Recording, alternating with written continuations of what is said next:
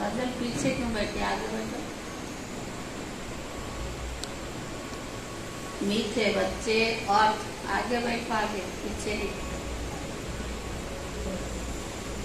मीठे बच्चे अर्थ सहित बाप को याद करने से ही तुम्हारे पाप नाश होंगे, आत्मा पति से पावन बनेगी। नंबर 1 सब्जेक्ट है याद करो।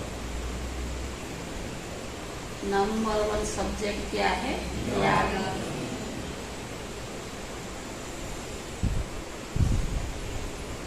प्रश्न है, मनुष्य की अर्जी क्या है और बाप उस अर्जी को कैसे पूरा करते हैं? मनुष्य की अर्जी क्या है और बाप उस अर्जी को कैसे पूरा करते हैं?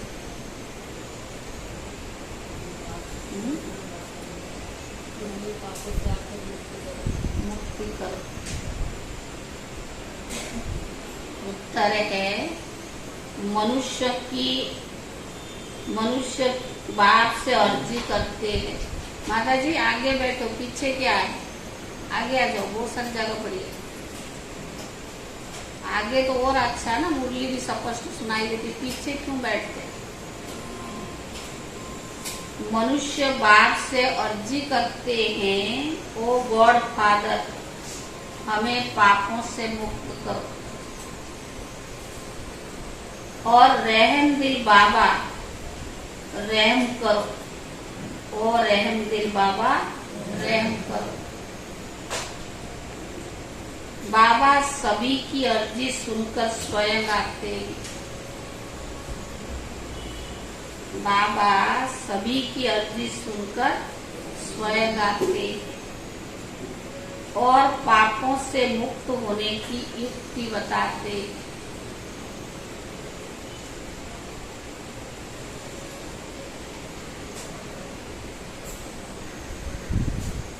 बच्चे तुम मुझे याद करो,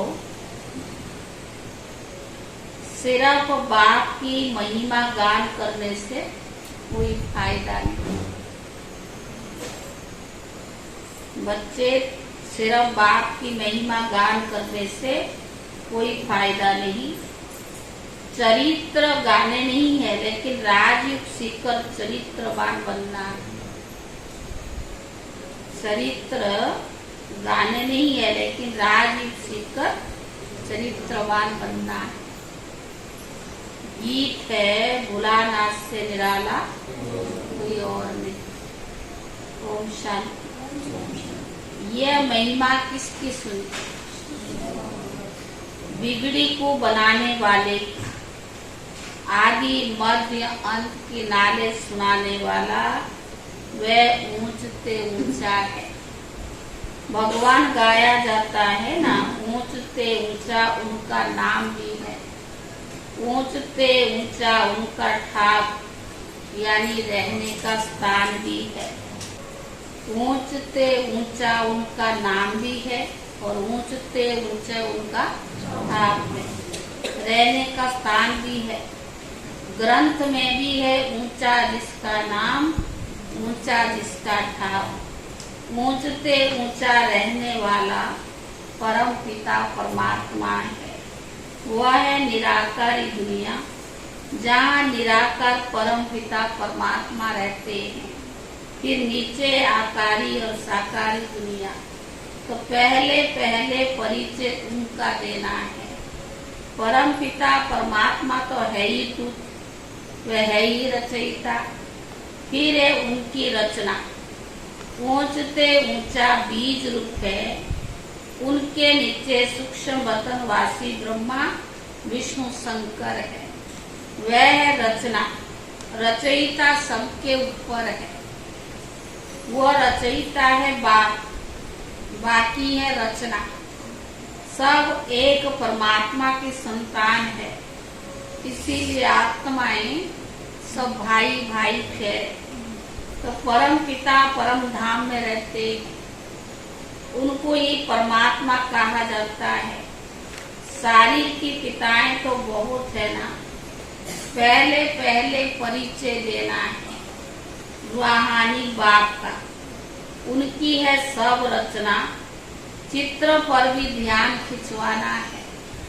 पहले पहले ऊंचते ऊंचा परमात्मा है, जिसको मनुष्य सृष्टि रूपी झाड़ का चैतन्य बीज रूप कहा जाता है। वह सत्य चित आनंद स्वरूप है। सत अर्थात सच कहने वाला। आत्मा भी सत है, वह भी जलती मरती नहीं है। सत्य के बच्चे भी सच्चे होने चाहिए। तुम पहले पहले देवी देवता थे। सच खंड स्थापन करने वाला सच्चा बाबा है। ऐसे नहीं कि परमात्मा झूठ खंड स्थापन करते, नहीं। सच खंड था, ये भारत झूठ खंड बना है। सच्चा है परमात्मा, पतित बनाने वाले को कभी सच नहीं कहेंगे, और सब है झूठे। 5 विकार रूपी माया रावण झूठा बनाती है। सच्चा राम और झूठा रावण। सच्चा क्या है? राम है, और झूठा रावण है। रावणी महाभारत, रावणी भारत को झूठा बनाते। कहानी सारी भारत पर है। समझाना है भारत स्वर्ग था, वो नर्क है। बाप को स्वर्ग बनाने वाला व स्वर्ग का रचयिता कहा जाता है। महिमा भी तो भारत की है ना। आदि मध्य अंत का ज्ञान तुमको सुनाते, जिससे तुम त्रिकालदर्शी बनते। इसको कहा जाता है स्वदर्शन चक्र। तुम जानते हो कि हम आत्माएं फिर से परमात्मा से वर्षा ले रही है। गाया जाता है आत्माएं और परमात्मा अलग रहे होगा। अभी यह मिलन बहुत सुंदर है। भगवान मिला, जो आत्मा और परमात्मा का मिलन है, ये बहुत सुंदर है, मंगलकारी है। तुम पहले पहले बाप का परिचय देते। रचयिता बाप को सर्वव्यापी कहे, फिर यह सिद्ध होता है कि हम सब बच्चे हैं। बच्चे ऐसे नहीं कहेंगे हम सब परम पिता परमात्मा। सर्वव्यापी कहने से बाप के साथ वो लव नहीं रहता है, ना बुद्धियुग रहता है। भारत का प्राचीन योग मशहूर है। वास्तव में बुद्धि का योग लगाना किससे? बाप से। सर्वव्यापी है तो फिर योग किससे लगाएं? अगर भगवान सर्वव्यापी है तो फिर योग किससे लगाएं? क्या अपने आप से योग लगाएं? तो अपने आप से योग लगाने से कोई कर्म थोड़ी विनाश होता है। क्या अपने आप से योग लगाए अर्थ नहीं निकलता है। तो बाबा ने यहाँ तो तुम अर्थ सहित जानते। बाप खुद कहते मेरे साथ योग लगाने से तुम्हारे विकर्म विनाश होंगे, तब रिजल्ट भी निकलेगी।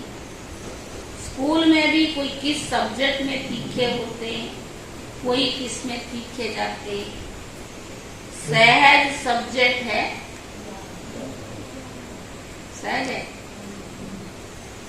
बाबा जो है जैसा है उस रीति याद करने से ही कर्म विनाश होगा। सहज थोड़ी है, सहज है मुश्किल। हाँ, शारीरिक वर्क कुछ नहीं करना पड़ता है बुद्धि को, लेकिन सबसे तो शारीरिक वर्क से फिर भी बुद्धि बिजी रहता है। खाली बैठ के और इधर इधर इधर बुद्धि घुमाते।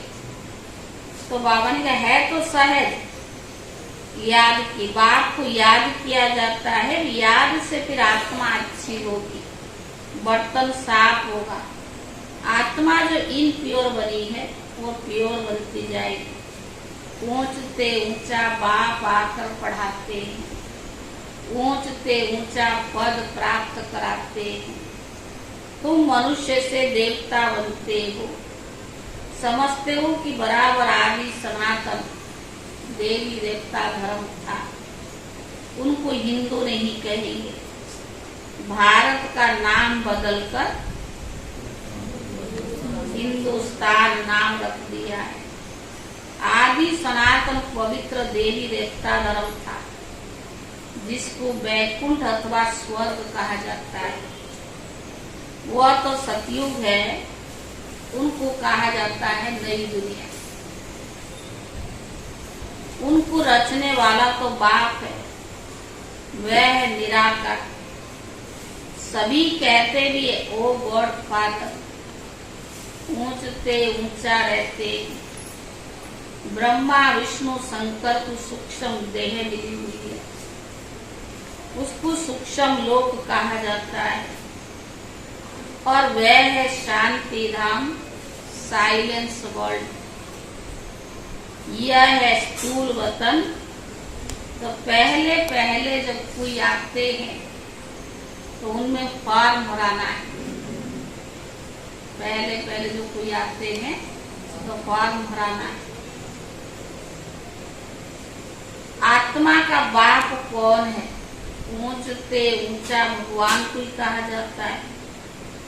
साधु संत आदि सब प्रार्थना करते हैं। प्रार्थना को रिक्वेस्ट भी कहा जाता है। ओ गॉड फादर, हम अर्जी करते हैं हमारे पापों को दग्ध कर। तो भगवान से क्या करते? प्रार्थना करते, माना भगवान से रिक्वेस्ट करते हैं कि हमारा जो पाप है वो चुप हो जाए। रहम दिल बाबा, रहम करो, ऐसे ऐसे पुकारते।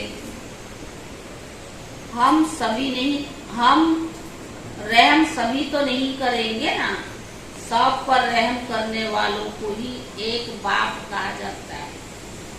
सर्वदया कहते हैं ना। अब वो क्या करते?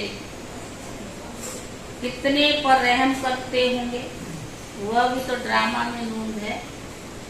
इस समय जो कुछ जो चलता है उनसे तुम भेंट करते। गीता भगवान में ये बातें नहीं है, सॉरी गीता भागवत में ये बातें नहीं है। गीता है ज्ञान की चरित्र आदि, तो कोई दरकार नहीं है। स्टूडेंट टीचर चरित्र गाते क्या? स्टूडेंट टीचर का चरित्र थोड़ी गाते। मास्टर की बैठक महिमा करने से कोई भी फायदा नहीं। बाप की सिर्फ महिमा करना है। वो ज्ञान का सागर है, सुख का सागर है, इससे कुछ भी मिलता नहीं है। अभी तुम बच्चे समझते हो कि बाबा हमको राज सिखलाए, त्रिकालदर्शी बनाता है, अर्थात तीनों कालों तीनों लोगों की नॉलेज देता है। तो तुम मास्टर त्रिलोकी के नाथ भी कहला सकते हो, त्रिकालदर्शी भी कहला सकते हो। बराबर हम तीनों लोगों को जानने वाले नाथ बनते हैं, क्योंकि राजयोग है। क्या बनते? नाथ बनते, राजयोग है। हम बादशाह बन रही हैं, बनाने वाला भी बाप है। पारसनाथ कहते हैं ना, वो है लक्ष्मी नारायण। भले इन्हों के मंदिर है, लेकिन ये मनुष्य जानते नहीं कि ये कौन है। लक्ष्मी नारायण है पारसपुरी के नाथ। पारसपुरी सतयुग को कहा जाता है। तुम ये जानते हो कि बराबर श्री कृष्ण हीरे जवाहरों के महल में थे, पारसनाथ थे। तो पहले पहले समझाओ, ये मानते हो कि सभी का रचयिता बाप। मंदिर में जाते हैं ना, तो समझाओ, ये बात मानते हो? बाप ब्रह्मा विष्णु शंकर का भी वो रचयिता कह रहा। पहले तो निश्चय करो बाप स्वर्ग का रचयिता है, स्वर्ग में आदि सनातन देवी देवता धर्म वाले थे। उन्होंने ये नॉलेज कब मिली? बाप कहते हैं कि मैं कलप कलप संगम युग्यातम। आगे आगे कल से जो पहले आएगा आगे बैठेगा। आप सबसे रिक्वेस्ट है, जो पीछे वाले आते कुर्सी हटा हटा के आते हैं और मुरली सुनने आते बाबा की, आप गॉडली स्टूडेंट है, नशा होना चाहिए। कितना बाबा हमें रोज दे रहा है, वो नशा नहीं है। ये नेमीनाथ नहीं बनना है। ये आके जो ये आते बुजुर्ग माताएं सब आके आगे नहीं बैठते, और जितना यंग देखोगे पीछे घूमते। ऐसे भाइयों के साइड भी होता है, अरे जब आगे है तो आगे आ जाओ ना, पीछे क्यों घूम रहे? पीछे इसलिए सहज होता नींद करना, क्योंकि या तो देखते रहेंगे कौन आया कौन जा रहा है, या तो फिर नींद करते रहेंगे। ये ठीक नहीं होता है। हाँ, जिसकी मजबूरी है, बैठा नहीं जाता है, तो उनको पीछे बैठते ताकि उनको दिक्कत ना हो। लेकिन जो बैठ सकते हैं, यंग है, उनको आगे बैठना चाहिए। आगे कुर्सियां पड़े, अब और आने वाले कहाँ बैठेंगे? एक कुर्सी उधर एक कुर्सी इधर, तो आगे आएंगे तो कुर्सी हटा हटा के आते ना। और कुर्सी जैसे डाली जाती है उसको वैसे रहने देना चाहिए। अपने मर्जी से कोई आगे कर रहा, कोई पीछे कर रहा है, ये स्टूडेंट की लक्षण नहीं है। जो चीज जहाँ पड़ी है, व्यवस्थित स्थान पर रखा गया है, उसको वहां रहने देना चाहिए। इसलिए कल जो आएंगे, जो पहले वो पहले ही बैठेंगे, नहीं तो फाइन लगेगा। कुछ तो करनी पड़ेगी ना इनके ऊपर, नहीं तो सुनते ही नहीं है। क्या करे बार बार? हमें खुद को ही नहीं अच्छा लगता कि बार बार बोला जाए। ओम शांति। बुद्धि जानती है, प्रीति आप ऊपर जाइए। बुद्धि जानती है कि लक्ष्मी नारायण आदि देवी देवताएं कितने धनवान थे। याद से वर्षा लेना है, सूक्ष्म बात तो ये है। तो बाबा ने कहा हीरे जवाहर तो भी कितने बड़े बड़े महल थे, अभी वो खत्म हो गए हैं, फिर अपने समय पर खड़े हो जाएंगे। पहले थे, फिर खत्म हुए, फिर होंगे जरूर। तो बाबा ने कहा ड्रामा में नूर है, ये बुद्धि में समझने की बातें हैं। लड़ाई में भी सब टूट फूट जाते हैं ना, फिर नए सिर महल बनाते हैं। महल जरूर बनाए होंगे। तुमको साक्षात्कार होता है कि बराबर महल हमने बनाए थे। ऐसे नहीं कि सागर के नीचे चले गए जब अब निकले, नहीं। ये ड्रामा का चक्कर फिरता रहता है। वो समझते हैं कि लंका रावण की अथवा सोने की द्वारिका के नीचे चली गई तो फिर निकलेगी, परंतु ऐसे होते नहीं है। अभी तुम द्वारिका के मालिक बन रही हो। कितने मालामाल थे। तो बाबा ने कहा धन दौलत सब था, अब सब गायब हो गया है, सब ले गए। फिर ऐसे ही होगा, पहले पहले बाप का परिचय देकर फिर चक्कर का राज समझाना है कि कैसे फिरता है। पहले पहले बाबा का परिचय देना, फिर समझाना है।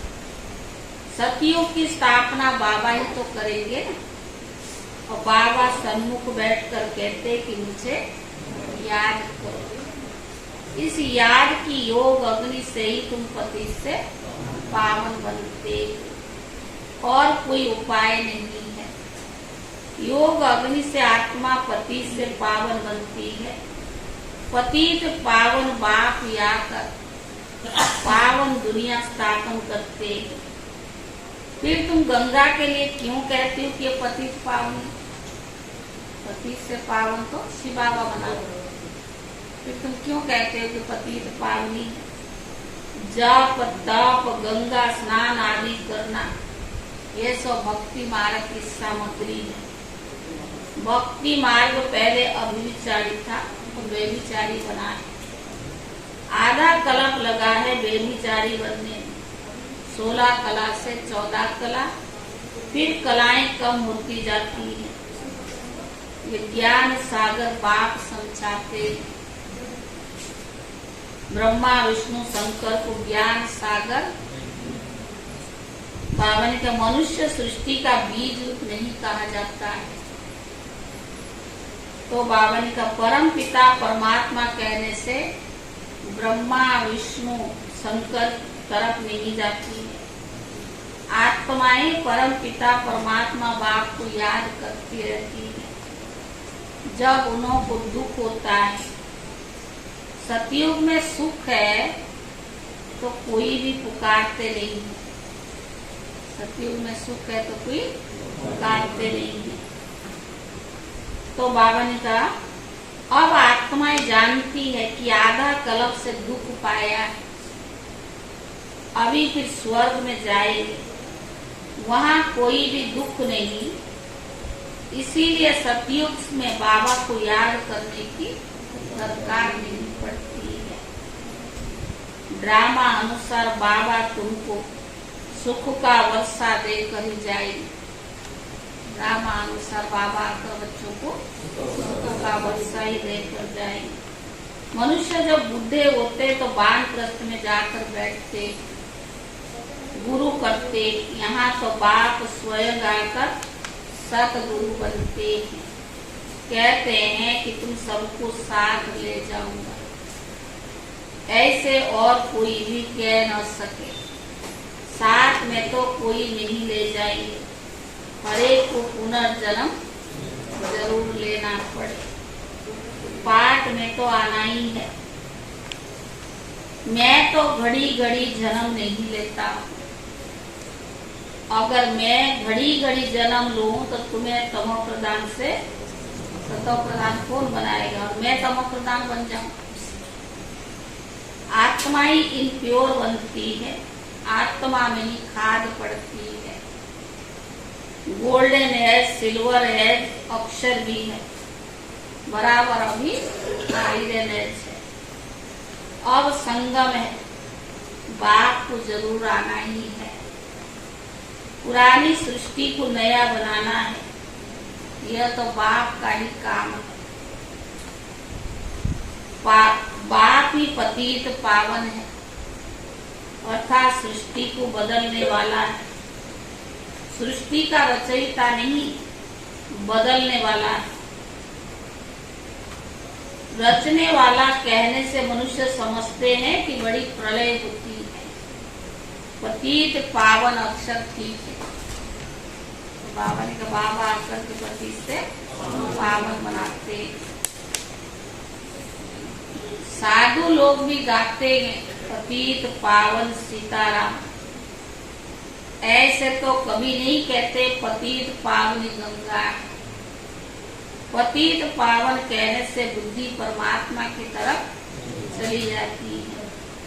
गंगा नदी तो वहाँ भी होती है, परंतु वहाँ सब चीजें सतो प्रधान हो जाती है, क्योंकि गंगा भी सतो प्रधान है। यहाँ तो तमो प्रधान है, फ्लड्स कर देती है, गांवों को भी डुबो देती है। ब्रह्मपुत्रा कितने गांव को डुबो देती है, तो बाढ़ आती है या तूफान होता है, कितने डूब जाते हैं। यह है ही दुख धाम। सतयुग में थोड़ी दुख भोगेगी, अभी ही दुख धाम है, सतयुग में नहीं। वहां तो कायदे से अपना रास्ता लेकर चलेगी, या रास्ता छोड़ देती है, कभी किस तरफ चली जाती है। वहाँ 5 तत्व सतोप्रधान होने के कारण जल भी कभी दुख नहीं देता। यहाँ तो तमो प्रधान है, जल वायु अग्नि, जो 5 तत्व है वो अभी क्या है, सब तमो प्रधान है, दुख मिलता है। यहाँ जल भी दुख देता है।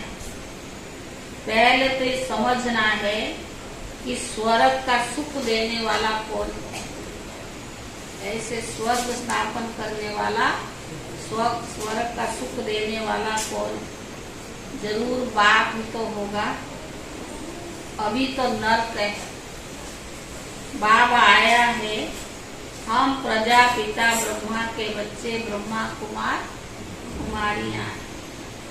प्रजापिता ब्रह्मा हो तो सब नई सृष्टि रचे, मनुष्य से देवता किए, किसने किया? परम पिता परमात्मा ने।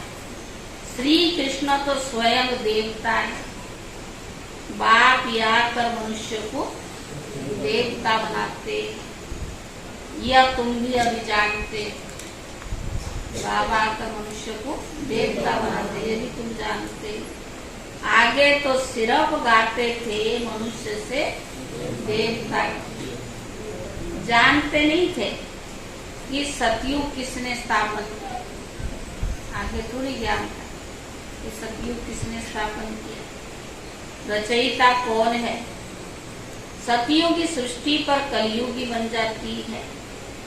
तो तुम बच्चे समझ गए हो यह बड़ा मांडवा है, आकाश तत्व का है, इसमें खेल होता है। अपने स्टेज चाहिए ना, मनुष्य पाठ बजाते हैं तो रोशनी भी चाहिए। इसके लिए फिर सूरज चांद सेवा करते। क्या करते? सूरज चांद, सितारे भी चमकते हैं। जब रात होती है तो रोशनी अर्थात सुख देते हैं। इसीलिए सूर्य देवता चांद देवता कहते हैं। रोशनी आदि का सुख देते हैं भगवान का, इसलिए उनको भी देवता मानते, सुख देते हैं ना।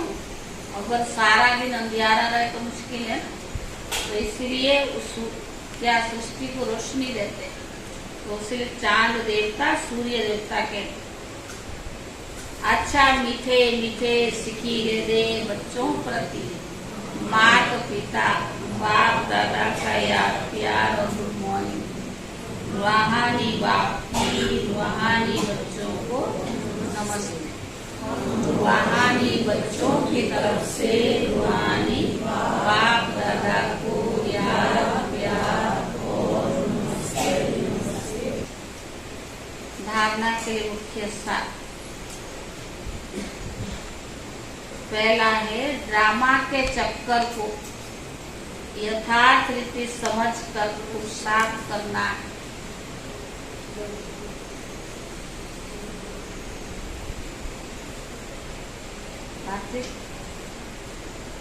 ड्रामा के चक्कर को यथार्थ रीति समझकर पुरुषार्थ करना है।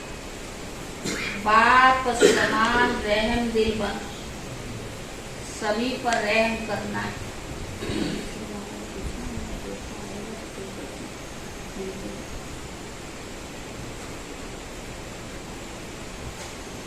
बाप समान रहम दिल बन सभी पर रहम करना है।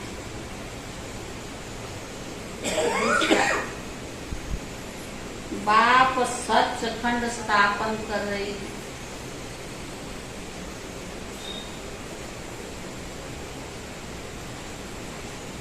इसीलिए सच्चा होकर रहना है। बाप सच खंड स्थापन कर रही है, इसीलिए सच्चा होकर रहना है। बाप की याद से आत्मा को स्वच्छ बनाना है। बाप की याद से आत्मा को स्वच्छ बनाना है।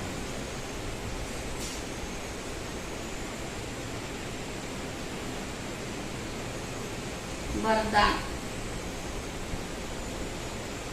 सेवा की भावना द्वारा।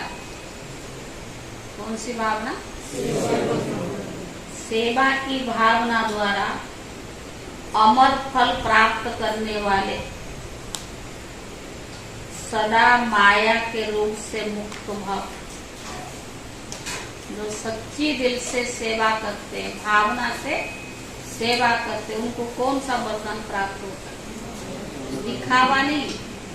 सेवा की तो कोई लिमिट नहीं होती है ना। बाबा के तो कुछ नहीं कर सकते हो, शरीर ठीक नहीं, मनसा सेवा तो कर सकते हैं ना, वाइब्रेशन भी दे सकते।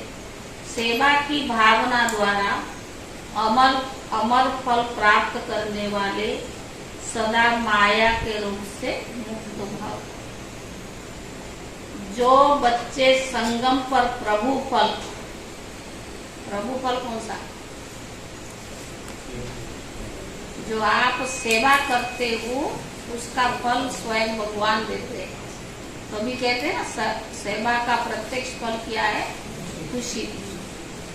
तो बाबा ने कहा सेवा अगर करते हो, भावना से करते हो, उसका फल जरूरत से भी ज्यादा, भाग्य से भी ज्यादा मिलता है। जो बच्चे संगम युग पर प्रभु फल, अविनाशी फल, सर्व संबंधों के स्नेह के रस वाला फल खाते हैं तो सदा ही माया के रूप से मुक्त रहते। भगवान ऐसा फल देता है सेवा का, बीमारी होगी लेकिन उसका महसूसता कम हो, ऐसे अविनाशी फल प्राप्त होता है। रोगों से मुक्त रहते हैं और फल तो सतयुग में भी मिलेंगे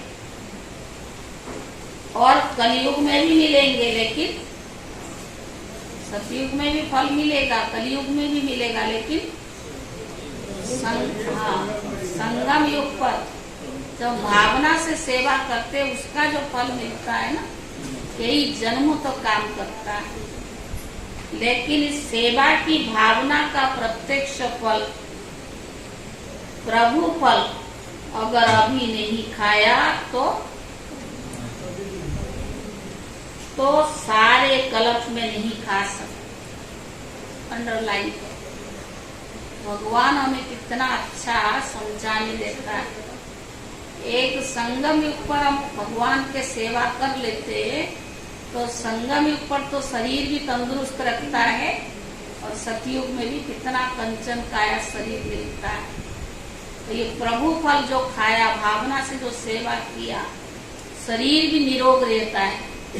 सेवा किया नहीं, अपना ही गुणगान करते रहे, अपना ही महिमा करते रहे, तो सेवा किया नहीं और अपना जो किया वो कच्चा खाया पिया खत्म किया। सेवा करने वाले गुप्त रहते, वर्णन नहीं करते, बाबा देखता है, छिप भी नहीं सकते। प्रभु फल अगर अभी नहीं खाया तो सारा कल्प में नहीं खा सकते। ये फल ईश्वरीय जादू का फल है। देखो सेवा का कितना महत्व है। जिस फल को खाने से लोहे से पारस तो किया, लेकिन हीरा बन जाते। जिस फल को खाने से लोहे से पारस तो किया, हीरा बन जाते। यह फल सर्व विघ्नों को समाप्त करने वाला अमर फल। जब हम सेवा दिल से करते, कहने पर भी कहीं नहीं करते, और कहने बिगर जो दिल से बाबा के सेवा करते हैं तो बाबा उनको क्या वरदान देता है, कोई विघ्न आएगा भी उनको लगेगा नहीं। कितना भगवान ना जाने हमारी पालना परवरिश कर रहा है, उसके हिसाब से हम कुछ भी नहीं कर रहे। दुनिया में जाके देखो, ये एक व्यक्ति अपनी पालन पोषण करने के लिए कितना मेहनत करता है, फिर भी इसको 3 टाइम खाने को ढंग से नहीं मिलता है। और भगवान सेवा हम कर कुछ नहीं रहे, उसके हिसाब से 10% भी सेवा नहीं कर रहे, जितना बाबा हमारी परवरिश कर रहा है। खा पी के और बैठ के बदनामी करना वो क्या है, इतना कर्मों का बोझ जमा कर देते। सेवा करो तो भावना से करो, बिगर कहे करो, तो देखना बाबा उसका फल कितना देता है। विघ्नों को समाप्त करने वाला अमर फल है। स्लोगन, अपकारियों पर भी उपकार करने वाले, निंदक को भी मित्र समझने वाले ही बाप समान है। अपकारियों पर भी उपकार करने वाले, निंदक को भी मित्र समझने वाले ही बाप समान। आज का व्यक्त इशारा, दरवाजा बंद कर दीजिए।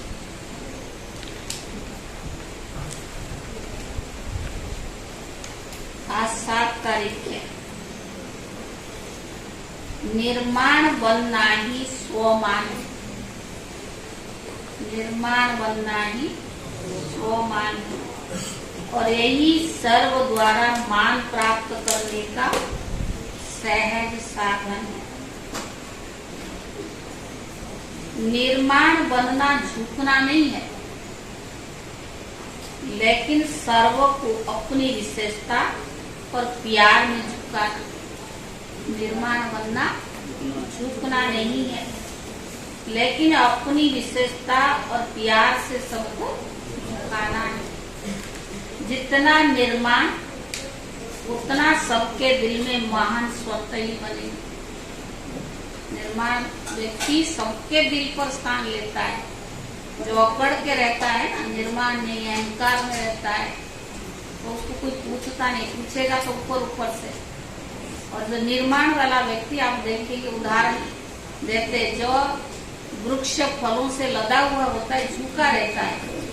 अगर आपके पास गुण शक्ति सर्व चीजें है तो आप झुके हुए रहेंगे, अकड़ के नहीं रहेंगे। अकड़ने वाला व्यक्ति किसके दिल पर स्थान नहीं प्राप्त करता है। तो विशेषता और प्यार से झुकाना है।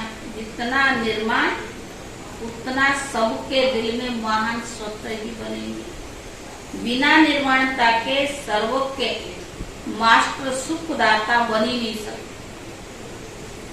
बिना निर्माण के आप किसको सुख दे ही नहीं सकते।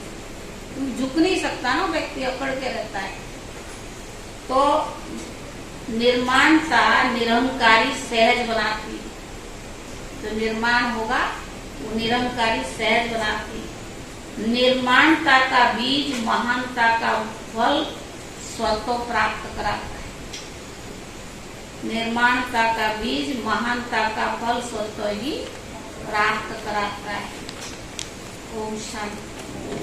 आज माता जी के बेटे की जन्मदिन है परमेश्वरी माता की। आज बाबा को भोग लगाएंगे, उनकी भावना रहती है ना। तो आज भोग में दही बड़ा है तो सभी को खा के जाना, क्योंकि गर्मी में बनाए तो क्या, पूड़ी वूड़ी तो बनाने भी मुश्किल होता है। दही बड़ा के साथ फल भी है, रसगुल्ले भी है, तो इसलिए सबको खा करके जाना है। और भोग का महत्व तो आप सबको पता होनी चाहिए। आजकल महंगाई को देखते कोई चीज सस्ता नहीं है। आप समझ सकते हैं या समझो कि सृष्टि का जो विनाश लीला का अंतिम चरण पर चल रहा है। फल फ्रूट इतना महंगाई को जा रहा है, तो अति गरीब लोगों के लिए तो बहुत मुश्किल है। फिर बाबा अपने बच्चों को दाल रोटी तो खिलाएगा, अंत तक गारंटी लिया है। लेकिन जब भोग लगता है, भोग को खाओ या तो पॉलिथीन लिया, उसको अच्छे से पैक करके बाहर ऐसे ले करके मत जाइए, तो अनेकों की दृष्टि उसके ऊपर पड़ता है। और आजकल समय में नेगेटिव का इतनी वातावरण बना हुआ है। आप देखेंगे, अभी हम लोग जो मीटिंग में गए थे, नलिन जी ने एक छोटी सी किताब बनाई है भोग के ऊपर। भोग का कितना ब्राह्मणों को महत्व होना चाहिए। यहाँ बनी बनाई ब्राह्मणों के हाथ से भोग लगता है, भोजन बनता है, भोग लगता है, कितनी मेहनत लगती है। सब लोग कहते हैं आप लोग बाहर से जो नए आते हैं, कहते बाहर से नहीं लाते, समोसा ला देंगे। हमने कहा बाहर का हम कुछ नहीं खाते ना बनाते। और जब हम लोग ज्ञान में आए थे तो बहुत स्ट्रिक्ट थे, हम बाहर की पानी भी नहीं पी सकते थे। आजकल तो फिर भी गैस बनता तो लिमका पी लो, वो पी लो, चलता है। समय अति की ओर जा रहा है। अभी एक बहन है जो उनकी छोटे छोटे बच्चे बाहर के बहुत खाते, बाहर में क्या बना के खिलाते उसको नहीं पता ना। छोटे बच्चों को गांठ हो रहा पेट में, किसको कुछ हो रहा है। तो ये सब क्या है, आज अति की ओर समय जा रहा है। आप मार्केट में जाओगे ना, सड़े गले टमाटर पड़े होते हैं, पूछो कितने की है, बहन जी आप ये मत लो, ये होटल वाले आएंगे ना सारे ले जाएंगे। हम तो आंखों से देखते नहीं है वो क्या बना था, बड़ा टेस्टी बना है, फलाने नाम होटल में नाम पता नहीं क्या है। लेकिन अपने को बचाओ, समय बहुत खराब है। जो बाबा खिलाता है, जो हमें पहनाता है, जिस प्रकार भगवान रखना चाहता है, भगवान के प्रति उसकी सेवा के प्रति भावना रखो। बाबा कभी आपको भूखा मारेगा नहीं और सही सलामत अंत तक चला लेगा। बस बाबा के साथ हमारा कनेक्शन जुड़ा रहना चाहिए। इसलिए जो भी भोग वगैरह बनता है आप ले भी जाते चलो, आपकी भावना है। वैसे तो घर वाले बच्चे बाहर का भी खाते हैं और बाबा के बच्चे आप लोगों के लिए ही बनाते हैं। तो फिर भी अगर आपकी भावना है, लेकिन कोई भी आप पॉलिथीन वगैरह खुद ले आओ, उसको ले जाओ, क्योंकि बाहर लोग देखते हैं, वो कहते हैं बहन जी आपका रोज बनता है क्या कुछ कुछ? मैंने कहा ऐसा कुछ नहीं। पड़ोसी तो देखते हैं ना, वो भी पूछते रुक के बुला के। इसलिए इसका महत्व को समझो। ये संगम युग पर बाबा ने हमें एक इतना प्यार दिया है, ये भोग लगाने का रस्म बनाया है, जो दुनिया में कहाँ होता नहीं है। लोग तो बाहर वाले क्या करते, केला, फल, समोसे जो भी बाजार में मिलते मंदिर में दे आते, भोग लेगा चलो। बाबा तो इस सिस्टम हमारे यहाँ रखता नहीं है। इसीलिए इसका महत्व तो बहुत है। ये प्रसाद बन जाता, लोग केला रख देते मंदिर में, प्रसाद बन गया। और ये तो शिव बाबा है, महाप्रसाद कहेंगे इसे। तो इसका महत्व को समझ के वो उसी रीति से स्वीकार भी करना चाहिए और उसका उसी रीति से ले जाना चाहिए। क्योंकि कई लोगों को पता नहीं होता ना, चल पड़े सीधा चले। ओम शांति।